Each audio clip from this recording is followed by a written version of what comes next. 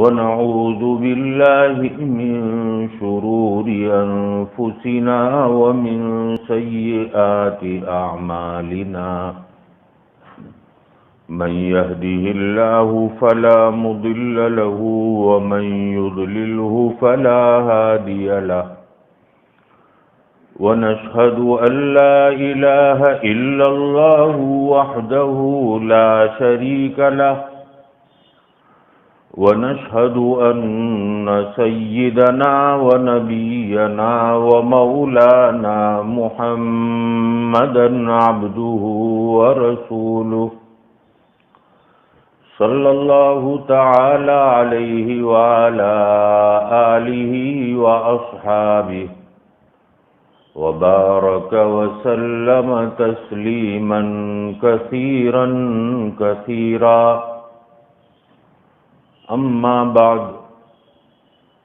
أعوذ بالله من الشيطان الرجيم بسم الله الرحمن الرحيم ولن يتمنوه أبدا بما قدمت أيديهم والله عليم بالظالمين ولتجدنهم أحرص الناس على حياة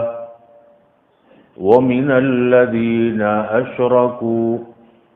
يود أحدهم لو يعمر 1000 سنة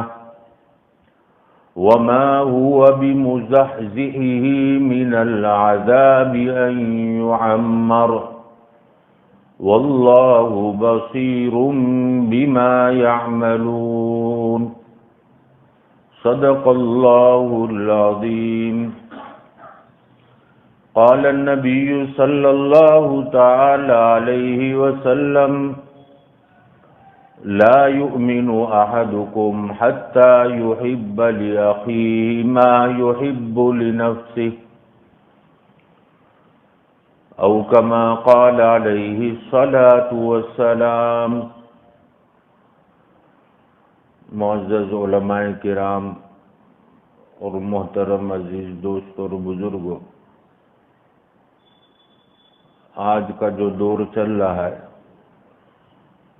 بڑا پرفتن دور ہے۔ ہر دن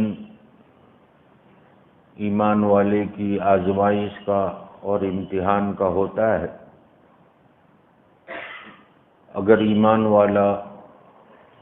اس امتحان اور آزمائش میں کامیابی کے ساتھ پار اتر جائے تو قرآن کریم کے جو وعدے ایمان والوں کے ساتھ ہے، حق تبارک و تعالی ان وعدوں کو ضرور پورا کریں گے۔ اور اگر ان فتنوں کے اندر ڈگمگا گیا اور ایمان والی زندگی چھوڑ کر غیروں کا طریقہ اختیار کر لیا تو پھر یہ دنیا بھی اس کے لیے وبال ہے اور آخرت میں دردناک سزا ہے۔ جیسا کہ حدیث شریف میں فرمایا، جس کا خلاصہ یہ ہے کہ جب بندہ کوئی نیکی کا کام کرتا ہے تو حق تبارک و تعالی اس بندے سے محبت کرتے ہیں اور اپنی رحمت اس پر نازل فرماتے ہیں، تو جبرائیل امین سے اللہ کہتے ہیں میں اس سے محبت کرتا ہوں، تم بھی اس سے محبت کرو۔ یہ پوری روایت۔ تو اس کے خلاصے میں شراح حدیث نے لکھا کہ فرشتوں کی محبت کا اثر اور فرشتوں کی لعنت کا اثر بندے پر کس طرح پڑتا ہے، کیسے پتہ چلے کہ میرے اوپر اللہ کی رحمت والی نظر ہے یا اللہ کی لعنت والی نظر ہے۔ یہ اپنی زندگی میں اس کو محسوس کرتا ہے۔ اللہ کی لعنت کا اثر بندے پر اس طرح سے ہوتا ہے کہ باوجود دنیا کشادہ ہونے کے اس کو تنگ معلوم ہونے لگتی ہے، اور جب دنیا تنگ معلوم ہوتی ہے تو اس تنگی کو دور کرنے کے لیے اور اپنے ٹینشن اور اپنی الجھن کو دور کرنے کے لیے یہ شراب کا یا نشے والی چیزوں کی طرف اپنے آپ کو آگے بڑھاتا ہے، اور ہر کسی سے اس کو ڈر لگنے لگتا ہے، گھبراہٹ جس کو کہتے ہیں، وہ گھبراہٹ کا مریض ہو جاتا ہے، ہول دل کا مریض ہو جاتا ہے۔ تو اس سے اندازہ ہوا کہ میری زندگی میں سے پیارے آقا کی سنتیں نکل رہی ہے اور میرا ٹریک غلط ہو رہا ہے، اور جس سے اللہ محبت کرتے ہیں اس کا اثر اس طرح سے ہوتا ہے کہ باوجود دنیا کے اسباب اور دنیا کی جو ہے مال اور دولت اس کے پاس اتنی نہیں ہوتی، نہ خود کا ذاتی مکان ہے، نہ خود کا جو ہے ذاتی کاروبار ہے، پھر بھی جو ہے اس کے دل میں اللہ سکون کو نازل فرماتے ہیں۔ تو بندہ جو ہے جب نیکی کے کاموں میں آگے بڑھتا ہے تو آخرت کے ساتھ اس کا لگاؤ بڑھتا ہے، اور جب آخرت کے ساتھ لگاؤ بڑھے گا اور خدا نہ خواستہ موت کا فرشتہ آ بھی گیا تو یہ فرشتے کے آنے پر خوش ہوگا اور کہے گا کہ چلو، آج تک رب کی ملاقات کے لیے تڑپتا تھا، پیارے آقا محمد الرسول اللہ صلی اللہ تعالی علیہ وسلم کے زیارت کے لیے تڑپتا تھا، اب مجھے اللہ سے ملاقات ہوگی اور میں جو ہے سکون کے ساتھ رہوں گا، جس کو قرآن کریم میں حق تبارک و تعالی نے اس طریقے سے بیان کیا، یا ایتھا النفس المطمئنہ، کہ جب فرشتے ایسے نیک آدمی کی روح قبض کرنے کے لیے آتے ہیں تو کہتے ہیں کہ اب تم کو اطمینان مل رہا ہے، لوگوں نے بڑا بے چین تم کو کر رکھا تھا، تمہاری زندگی کے اندر قدم قدم پر لوگ آڑے آتے تھے اور تمہیں تکلیف پہنچایا کرتے تھے، تمہارے سر کا درد لوگ بنے ہوئے تھے، اب ان تمام سے تم کو جو ہے چھٹکارا مل رہا ہے اور اطمینان والی زندگی دی جا رہی ہے۔ اسی لیے وہ یہودی جو کہا کرتے تھے کہ جنت ہمارے لیے، جنت کے ٹھیکیدار ہم ہیں، تو حق تبارک و تعالی نے پیارے آقا صلی اللہ تعالی علیہ وسلم سے فرمایا کہ اگر جنت تمہارے لیے ہے تو تھوڑا جو ہے دعویٰ جو تم نے کیا ہے اس کی دلیل بھی پیش کرو، اور اس کی دلیل یہ ہے کہ تم جو ہے موت کی تمنا کرو۔ قُلْ يَا أَيُّهَا الَّذِينَ هَادُوا إِن زَعَمْتُمْ أَنَّكُمْ أَوْلِيَاءُ لِلَّهِ مِن دُونِ النَّاسِ فَتَمَنَّوُا الْمَوْتَ إِن كُنتُمْ صَادِقِينَ، اے یہود کی جماعت، اگر تم اپنے آپ کو اللہ کا دوست کہتے ہو اور یہ سمجھتے ہو کہ ہم اللہ کے دوست ہیں، تو تم جو ہے موت کی تمنا کر کر بتلاؤ اگر تم اپنے دعوے میں سچے ہو۔ قرآن کریم میں اللہ فرماتے ہیں کہ جب نبی کریم صلی اللہ تعالی علیہ وسلم نے ان کے سامنے یہ بات رکھی تو انہوں نے جو ہے موت کی تمنا نہیں کی، وَلَن يَتَمَنَّوْهُ، ہرگز وہ موت کی تمنا نہیں کریں گے، ابدا، ہمیشہ، کبھی بھی نہیں کریں گے۔ ابن عباس کی روایت ہے کہ وہ فرماتے ہیں کہ نبی کریم صلی اللہ تعالی علیہ وسلم نے فرمایا، اگر اس وقت کوئی یہودی موت کی تمنا کر لیتا تو اس کی تھوک گلے سے نیچے اترنے سے پہلے اللہ ان کو مار ڈالتا۔ اب یہ جو ہے موت سے نفرت کیوں تھی، دنیا سے اتنا لگاؤ کیوں تھا، اس کو بھی قرآن نے بیان کیا کہ یہ لوگ دنیا کی چیزوں کے حریص ہیں، لالچی ہیں، کہ میرا گھر ایسا ہو، میرے پاس ایسی گاڑی ہو، میرے بچوں کی جو ہے یہ چیزیں ہوں۔ یہ دنیا کے حریص تھے، اس لیے جو آدمی دنیا کا حریص ہوتا ہے وہ موت سے گھبراتا ہے، اور ایمان والا چونکہ قانع ہوتا ہے، قناعت والا ہوتا ہے، اس لیے اس کو موت سے کوئی گھبراہٹ نہیں ہوتی، ہر وقت جو ہے بارگاہ الہی میں جانے کے لیے تیار رہتا ہے۔ میرے پیارے عزیز دوست اور بزرگوں،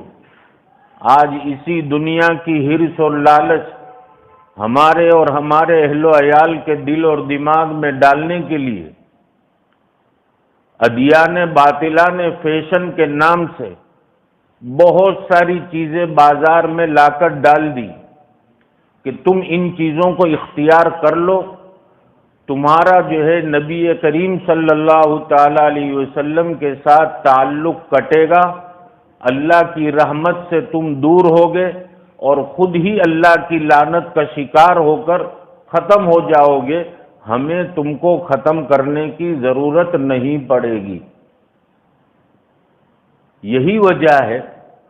کہ آج گھروں کے اندر جھگڑے اور فساد ہیں، کاروباری اعتبار سے جو ہے پریشانی ہے، کوئی جو ہے قرضوں کے پہاڑ کے تلے دبا ہوا ہے اور کسی کے احسان میں آ کر نیک کام کرنا چاہتا ہے لیکن نہیں کر سکتا۔ کیوں؟ دنیا کی لالچ۔ کسی کے ساتھ دوستی ہے تو غرض والی کہ میری تکلیف کے دن میں مجھے یہ کام آئے گا، اللہ پر سے نظر ہٹی۔ میں اپنی بہو اور بیٹوں کے ساتھ اچھا رکھوں تاکہ میری جو ہے بڑھاپے میں یہ لوگ میرا ساتھ دیں، ہر جگہ غرض آ گئی۔ شوہر بیوی کے ساتھ جو ہے اچھا تعلق رکھ رہا ہے، کوئی نہ کوئی غرض اس کے ساتھ وابستہ ہے، بیوی اپنے شوہر کے ساتھ اچھا سلوک کر رہی ہے، کوئی نہ کوئی غرض جو ہے اس سے وابستہ ہے۔ پتہ چلا کہ ہم نے جو ہے اپنے گریبان میں منہ ڈال کر دیکھنا چھوڑ دیا کہ میں کہاں ہوں، میری دوستی کس لیے ہے، میرا گھر میں جو ہے بچوں کے ساتھ سلوک کس لیے میں اچھا کر رہا ہوں۔ کسی نے جو ہے اپنے بچوں کے ساتھ بگاڑ کر دیا، راشٹرپتی شاسن ڈال دیا۔ بیوی یہ سمجھتی ہے کہ گھر کے اندر شوہر نہیں ہے بلکہ کوئی پولیس والا ہے، ہر مرتبہ ہر وقت ڈنڈے کے زور پر کام چلایا جا رہا ہے۔ نبی کریم صلی اللہ تعالی علیہ وسلم نے فرمایا تم اپنی بیویوں کو نہ مارو، ان کو تنگ نہ کرو۔ کوئی مومن مرد کسی مومن عورت کو کبھی تکلیف نہیں پہنچاتا، یہ سب روایت کے الفاظ۔ حضرت عمر رضی اللہ تعالیٰ عنہ تشریف لائے اور کہا اے اللہ کے رسول صلی اللہ تعالی علیہ وسلم، جب سے آپ نے ہمیں مارنے سے منع کیا ہے تو یہ عورتیں تو دلیر ہو گئی، یعنی اگر اس کا مفہوم اس طرح سے سمجھا جائے کہ یہ تو ہمارے سروں پر بیٹھ گئی۔ پہلے ذرا مارشل لو چلتا تھا تو تھوڑی ڈر کے رہتی تھی، اب تو سارا ڈر ختم ہو گیا۔ حضور نے فرمایا ٹھیک ہے، تنبیہ کے طور پر جو کرنا چاہو کر سکتے ہو۔ تو عورتوں کا ہجوم آ گیا، نبی کریم صلی اللہ تعالی علیہ وسلم کی ازواج مطہرات کے گھروں پر مدینے کی عورتیں چکر کاٹنے لگی اور اپنے شوہروں کی شکایت کرنے لگی۔ اب نبی کریم صلی اللہ تعالی علیہ وسلم نے فرمایا کہ تم میں بہتر مرد وہ ہے جو اپنی بیوی کو نہ مارے۔ آج تو یہ حد ہو گئی۔ ایک جگہ جو ہے انکلیشور کے قریب بیان تھا، تو وہاں بیان میں جب میں نے یہ جملہ کہا تو کسی صاحب نے بیان کے بعد ملاقات کی اور کہا کہ مولانا میں تو نہیں مارتا لیکن میری بیوی مجھے مارتی ہے۔ تو یہ جو ہے عورتوں کے اندر یہ چیز کہاں سے آئی؟ پتہ چلا کہ اس کو معلوم ہی نہیں کہ شوہر کا کیا حق ہے، کس طرح سے گھر میں رہنا چاہیے۔ حدیث شریف میں فرمایا کہ اگر کوئی شوہر اپنی بیوی کو اپنے بستر پر بلائے اور وہ نہ آئے کہ تم نے تو دن میں میرے ساتھ یوں بھی کیا تھا، یوں بھی کیا تھا، جاؤ سو جاؤ، تو حدیث شریف میں ہے کہ شوہر ناراض ہو کر سویا تو حق تبارک و تعالی جو ہے فرشتوں کی جماعت کو بھیجتے ہیں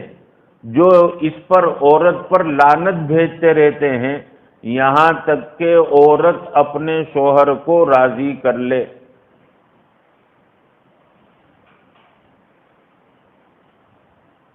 تو جو ہے دور عجیب آیا۔ کیوں آیا؟ میں نے اپنی بیوی کی ان چاہتوں کو پورا کیا، ایسے کپڑے اس کی چاہت پر لا کر دیے جس کپڑے کے پہننے کو نبی کریم صلی اللہ علیہ وسلم نے منع فرمایا۔ بیٹی میری نافرمان کیوں ہے کہ سنت کے خلاف چیزیں، فیشن والی چیزیں لا کر دینے والا میں۔ تو جب بیٹا اور بیٹی سنت سے ہٹی، اللہ کی لعنت کی شکار ہوئی، اب وہ یہ سمجھنا بھول گئی کہ یہ باپ ہے اور باپ کے ساتھ کیا سلوک کرنا چاہیے، یہ شوہر ہے اور شوہر کے ساتھ کیا سلوک کرنا چاہیے، یہ جو ہے آنکھیں اس سے بند ہو گئی۔ میرے دوستو، ایک بات جو ہے تھوڑی کڑوی ہے لیکن حقیقت ہے، اگر آج اس پر توجہ نہ دی گئی تو ہم اپنے ہی ہاتھوں سے اپنے گھر کے اندر بے حیائی لا رہے ہیں۔ رات کو ہمارا نوجوان بیٹا ہاف پینٹ پہن کر گھر کے اندر گھوم رہا ہے اور ہم جو ہے اس کو کچھ بھی نہیں بولتے کہ بیٹا یہ کیا سطر کھلا ہوا، چلو میرے سامنے ایسی حالت میں کبھی مت آنا، چلو جاؤ یہاں سے۔ تو بلکہ آج باپ یہ کہتا ہے کہ فیشن ہو گئی اور یہ سب چیزیں کامن ہو گئی۔ تو کامن ہونے کا مطلب یہ نہیں ہے کہ تم اپنی زندگی میں اس کو لاؤ،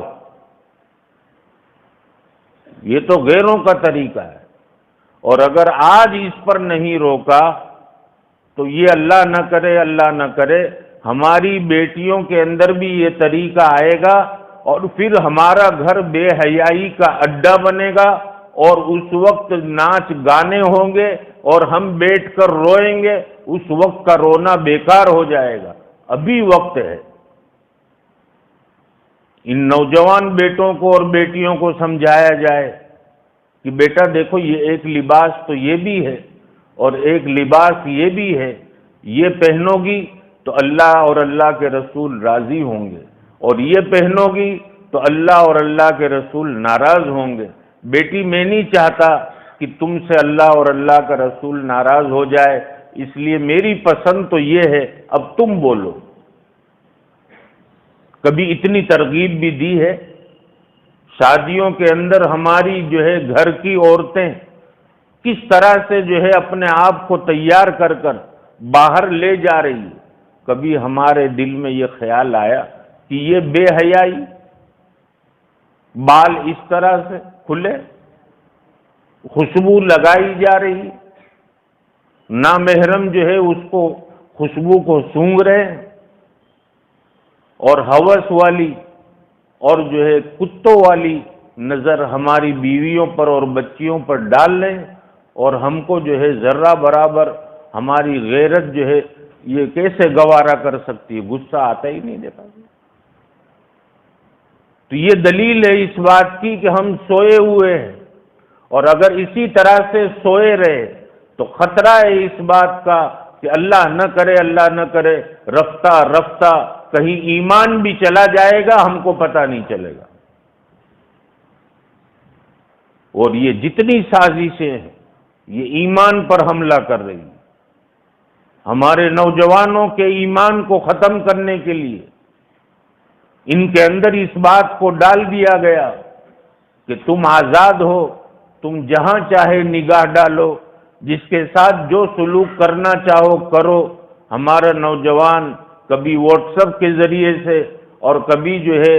فیس بک اور کبھی انسٹا کے ذریعے سے پیار اور محبت کی باتیں کسی سے کر رہا ہے، اور یہ سمجھ رہا ہے کہ میں آزاد ہوں۔ اللہ کے بندے تو آزاد نہیں۔ جس وقت تو موبائل پر فرینڈ شپ کر رہا ہے تجھے ڈر لگنا چاہیے کہ کس رب کی نافرمانی کر رہا ہوں۔ اگر یہ میرا انگوٹھا یہی میرا رب بند کر دے اور چلانا ختم کر دے، میں یہ ہاتھوں سے معذور ہو جاؤں گا۔ رب کی قدرت کو تو پہچانتا نہیں، رب کی قدرت اور طاقت کو تو جانتا نہیں، اور کہتا ہے رکشاؤں کے پیچھے آپ دیکھیں گے من کا راجا۔ ایمان والا کبھی جو ہے من کا راجا نہیں، ایمان والا تو جو ہے رب چاہی زندگی گزارنے کے لیے آیا ہے، من چاہی گزارنے کے لیے نہیں آیا، کہ ہر قدم پر یہ دیکھے گا کہ میرے رب کا کیا حکم۔ گاڑی چلا رہا ہوں، میرے رب کا کیا حکم۔ کئی نوجوانوں کو دیکھو باقی ٹیڑھی گاڑی چلا رہے، گر جاتے ہیں، جو ہے لگتا ہے، یا خود نہیں گرتے سامنے والوں کو گرا دیتے ہیں۔ کتنا نقصان ہے۔ یہ ہے ایمان والوں کے اخلاق۔ میں صرف اخلاق بولتا رہوں اور میری زندگی میں نہ آئے، کیا فائدہ ہے؟ اسی لیے حدیث شریف میں فرمایا کہ میں باہر تو اچھا نظر آ رہا ہوں، آپ کہو گے وہ مولانا کتنے اچھے بیان اچھا کیا، کیا اخلاق۔ یہ نہیں ہے۔ کہ گھر والوں سے جا کر پوچھو کہ مولانا گھر میں کیسے رہتے ہیں، بیوی کہے کہ ہاں برابر اخلاق اچھے ہیں، تو اچھا، یہ حضور فرما رہے۔ ورنہ عام طور پر ہم سب باہر ایک دوسرے سے بڑے ادب اور اخلاق کے ساتھ مل رہے ہیں، بات چیت کا انداز ہمارا بڑا اخلاق والا، اور گھر کے اندر دیکھو تو میں تیری ماں کی نے تیری بہن کی۔ تو کہا یہ ٹھیک نہیں ہے۔ اصل گھر کے اندر اخلاق۔ اگر مجھے دیکھنا ہے کہ میری زندگی میں اخلاق آئے یا نہیں آئے تو مجھے اپنے گھر میں دیکھنا چاہیے کہ گھر میں میرے تیور کیا ہوتے ہیں، گھر میں میرا رہنے کا انداز کیا ہوتا ہے۔ تو خیر میرے پیارے عزیز دوستوں اور بزرگوں، یہ دنیا کی ہرس اور لالچ ہم کو جو ہے بے دینی کی طرف لے کر چل رہی ہے، اور کہیں ایسا نہ ہو کہ اسی ہرس اور لالچ میں ہم پڑے ہوئے ہوں اور اچانک موت کا فرشتہ آ جائے اور کہے کہ چلو تمہارا وقت ختم ہو چکا، اب تم کو رب کی بارگاہ میں چلنا ہے اور تمہارے کیے جتنے کام ہیں اس کو بھگتنا ہے۔ پہلی منزل تمہاری قبر ہے، اور قبر میں تمہارے ساتھ کیا سلوک کیا جائے گا وہ اب تم دیکھو گے۔ میرے دوستو، یہاں بال بچوں کی محبت میں، رشتہ داروں کی محبت میں ہم نے پیارے آقا کے طریقوں کو چھوڑا۔ کل یہی رشتہ دار اور یہی اولاد جب ہمارے سامنے پیش ہوگی اور ہم کو ایک نیکی کی ضرورت ہوگی، ہم کہیں گے کہ تیرے لیے دنیا میں بہت پریشان ہوا، تیری وجہ سے میرا نام بھی خراب ہوا، لوگوں نے مجھے ذلیل بھی کیا، میں تمہاری چاہتوں کو پورا کرتا رہا، آج جو ہے ان کاموں کے بدلے مجھے ایک نیکی دے دو۔ بچہ کہے گا پہچانتا نہیں، کون ہو تم، کہاں سے آئے ہو؟ اس وقت جو جھٹکا لگے گا اور جو صدمہ ہوگا روتے روتے تھک جائے گا، خون کے آنسوؤں سے روئے گا، لیکن اس کے رونے پر حق تبارک و تعالی رحم نہیں کھائیں گے۔ اگر یہاں دنیا میں ندامت کے 2 آنسو بہائے ہوتے کہ میرے رب غلطی ہو گئی، آج سے تیرا بن کے رہوں گا،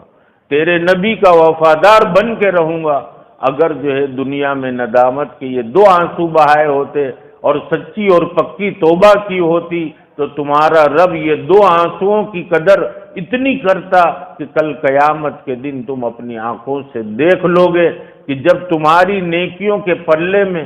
تھوڑا سا جو ہے کمی ہوگی، برائی والا پلہ جھکا ہوا ہوگا، حق تبارک و تعالیٰ پوچھیں گے اور کچھ ہے نیکی کا؟ کچھ نہیں، سب کلیئر ہو گیا۔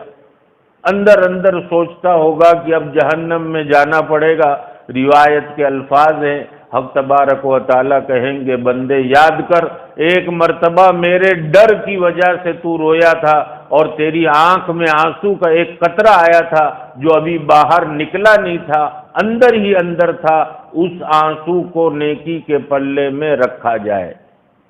وہ کہے گا کہ اللہ اتنا نیچے، یہ ایک آنسو میں کیا ہوگا؟ جیسے ہی فرشتہ اس آنسو کو رکھے گا، نیکی والا پلہ جھک جائے گا۔ یہ ہے میرے رب کی قدر، ایک آنسو کی۔ آج میں بے خوف ہوں،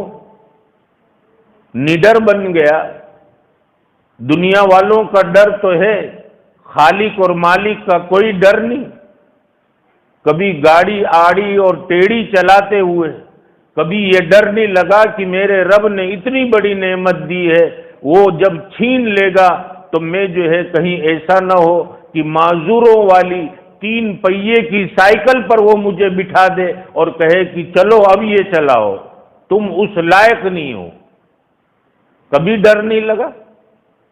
دکان پر بیٹھے بیٹھے خریدنے کے لیے آنے والے لوگوں کو بیوقوف بنایا، دھوکہ دیا، کبھی ڈر نہیں لگا کہ روزی دینے والا میرا رب ہے، اگر وہ مجھے روزی دینا بند کر دے گا اس گناہ کی نحوست کی وجہ سے میں کیا کر سکتا ہوں؟ جب رب سب چھین لے گا اور دروازے دروازے بھیک منگوائے گا اور کہے گا کہ جاؤ تم اس لائق ہو کہ لوگوں کے دروازے پر جاؤ اور بھیک مانگو، تم تاجر بننے کے لائق نہیں، تمہاری زبان پر سچائی نہیں، تمہارے اندر امانت داری نہیں، تمہارے اندر لوگوں کے لیے اچھا سلوک کرنا نہیں، تم نے لوگوں کو دھوکہ دیا، بیپاریوں کے ساتھ گالی گلوچ سے بات کی، جھوٹے وعدے کیے، تم تاجر بننے کے لائق نہیں، میں تم کو نعوذ باللہ بھیک مانگنے والا بنا رہا ہوں۔